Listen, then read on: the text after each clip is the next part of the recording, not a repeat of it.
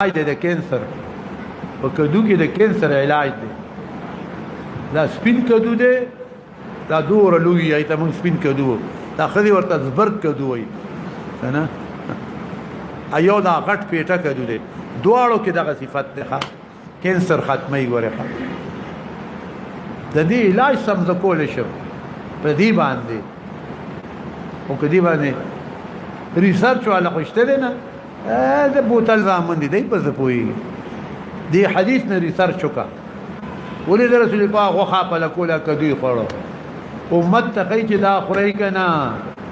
چې کینسر در باندې نه لګي کوم سړی دې کدو خوري په 24 غنټې کې په کینسر راغی دا یا ساتي سپین یا دا وګد په دې خوري او ازمی خو کوي د دنیا چیلنج کوم یو سړی لته ورکه یو میاش دو میاشتې 24 غنټې کدو جوس ولا کو د کدونه خوراک کې ولا کدو ورکو چې دې هر وخت په کدو موړي کدنه دا کینسر ختم نشو او کاغنی نو ځړی نه دي ځړی د دې غټ کدو دا ځړی دا ریته کا دا ځړی دي چی الله به دا ختمي په دې کدو باندې یو کافر سي ریسرچ کو چې هغه ریسرچ شروع کو اوه دا خو ټول د کینسر علاج دا دی دا کافران خو دې خبرو ته خیال کوي کنه چې رسول الله غوخولې په کولا کدوې خوړو چې هغه ریسرچ شروع کو دې ځای ته ورسید نو دا کافران دا کپنو ولا ولګي دا غي مړکو ها سړی مړکو خانه او دا خو زمون کپنه یو دريږي دا دومره دوايي خدا رامیان دي دې داسې ګولې جوړيږي چې مرض پیدا شي د بیا داسې کپنه جوړيږي چې هغه علاج پیدا شي نو دې ملک په دې چلیږي نه دې ملک په دې چلیږي اول به مرض پیدا کوي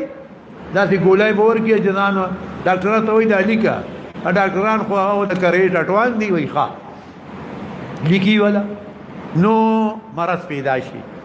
نو بیا ولا هغه علاج نو د دنیا دا کافر په دې چلیږي دا لوی کپنه په دې چلیږي تاسو وې د څه خبرې کرکنې سر کو نه پیژنې کور کدو کرا بهر کدو کرا بازار کې اخرى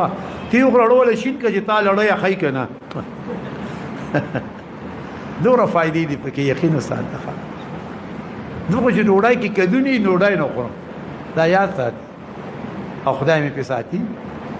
اما معمولی بیماری تبا ټوخه دا خورازي انسان لنه د دې خو ما خو تاسو علاج وکړو دا خو زيتون